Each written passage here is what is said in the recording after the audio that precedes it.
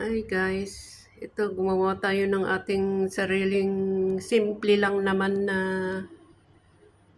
pagkain, almusal.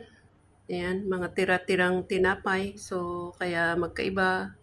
So, ayan, inom tayo ng tea, paminsan-minsan. So, pero hindi naman natin isabay iinumin kasi mas maganda raw pagkatapos kumain, mga ilang minuto bago inumin ang ating tea. Yun naman ang, ewan ko, basta yun ang ano, siguro mas maganda yung ganun. So, yan, mga simpleng pagkain na pwede nating gawin sa ating kusina. Pero kusina ni Bossing ito, hindi ako. Yan,